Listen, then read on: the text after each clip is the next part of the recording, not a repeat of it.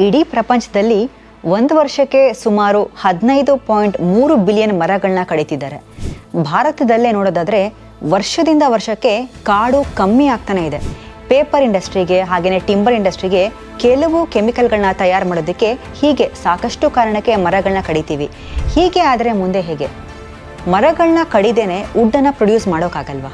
ಈ ಪ್ರಶ್ನೆ ನಿಮ್ಮಲ್ಲಿ ಕುತೂಹಲ ಹುಟ್ಟಾಕ್ಬೋದು. ಆದರೆ 600 ವರ್ಷ ಹಿಂದಿನ ಜಪಾನ್ ಮೂಲದ ಟ್ರೀ ಸೇವಿಂಗ್ ಟೆಕ್ನಿಕ್ ಮೂಲಕ ಮರ ಕಡಿದೇನೆ ಸೌದೆ ಪಡಿಬೋದು. ಈ ವಿಚಿತ್ರ ಹಾಗೆಯೇ ವಿಶಿಷ್ಟ ತಂತ್ರಕ್ಕೆ ಆಗಿನ ಜಪಾನಿಯರು ಇಟ್ಟ ಹೆಸರು ದಾಯ್ಸೂಜಿ. ಇಷ್ಟಕ್ಕೂ ಏನಿದು ದಾಯ್ಸೂಜಿ? ದಾಯ್ಸೂಜಿ ಅನ್ನೋದು ಪುರಾತನ ಜಪಾನಿ ಪದ್ಧತಿ. ಇದನ್ನು ದಾಯ್ಸೂಗಿ ಅಂತಲೂ ಕೆಲವರು ಕರೀತಾರೆ. ಇದು ಮರಗಳನ್ನ ಬೆಳೆಸೋ ವಿಶಿಷ್ಟ ತಂತ್ರ. ಈಗಿನ ಅನೇಕ ಉದ್ಯಮಗಳಿಗೆ ಮರದ ಅವಶ್ಯಕತೆ ತುಂಬ ಇದೆ. ಹಾಗಂತ ನಾವು ಮರಗಳನ್ನ ನಾಶ ಮಾಡ್ತಾ ಹೋದರೆ ಅದರಿಂದ ನಮಗೆ ಸಮಸ್ಯೆ ಆಗುತ್ತೆ.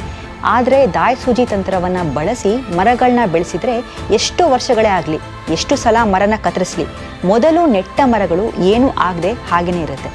ಅರೆ, ಮರಗಳನ್ನ ಎಷ್ಟು ಸಲ ಕಡಿದ್ರೂ ಹಾಗೆ ಇರೋದಕ್ಕೆ ಹೇಗೆ ಸಾಧ್ಯ ಅನ್ನಿಸ್ತಿದ್ಯಾ?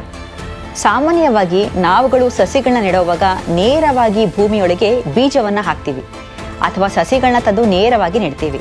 ಆದರೆ ದಾಯ್ಸೂಜಿ ಟೆಕ್ನಿಕ್ ಸ್ವಲ್ಪ ಭಿನ್ನ.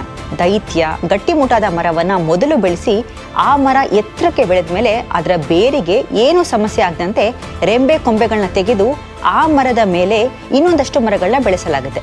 ಇದೊಂಥರ ಮಲ್ಟಿಫ್ಲೋರ್ ಕಟ್ಟಡದ ನಿರ್ಮಾಣ ಇದ್ದ ಹಾಗೆ. ಮರದ ಮೇಲೆ ಮರಗಳನ್ನ ಬೆಳೆಸೋ ವಿಶೇಷ ತಂತ್ರ.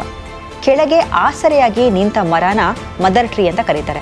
ಇನ್ನು ಮೇಲಿನ ಮರಗಳು ಬೆಳೆದು ಕಟಾವಿಗೆ ಬಂದಾಗ ಕೇವಲ ಮೇಲೆ ಬೆಳೆದ ಮರವನ್ನಷ್ಟೇ ಕತ್ತರಿಸ್ತಾರೆ ಹೊರತು ಯಾವುದೇ ಕಾರಣಕ್ಕೂ ಕೂಡ ಅವರು ಮದರ್ ಟ್ರೀನ ಕತ್ತರಿಸೋದಿಲ್ಲ. ಇದರಿಂದಾಗಿ ಪರಿಸರ ನಾಶ ಆಗೋ ಸಂಭವ ಇರೋದಿಲ್ಲ. ಅಷ್ಟೇ ಅಲ್ಲ, ಹೀಗೆ ಮಾಡೋದ್ರಿಂದ ಒಂದು ಮರನೂ ಕತ್ತರಿಸದೆ ಸಾಕಷ್ಟು ಪ್ರಮಾಣದಲ್ಲಿ ವುಡ್ ಪ್ರೊಡ್ಯೂಸ್ ಮಾಡ್ಬೋದು. ಇಷ್ಟಕ್ಕೂ ಈ ದಾಯ್ಸೂಜಿ ಟೆಕ್ನಿಕ್ ಹುಟ್ಟಿದ ಹೇಗೆ ಗೊತ್ತಾ? ಇದರ ಹಿಂದಿರೋ ಹಿನ್ನೆಲೆ ಏನು? ಎಲ್ಲವನ್ನ ಕೂಡ ಹೇಳ್ತೀನಿ ನೆಕ್ಸ್ಟ್ ಎಪಿಸೋಡ್ನಲ್ಲಿ.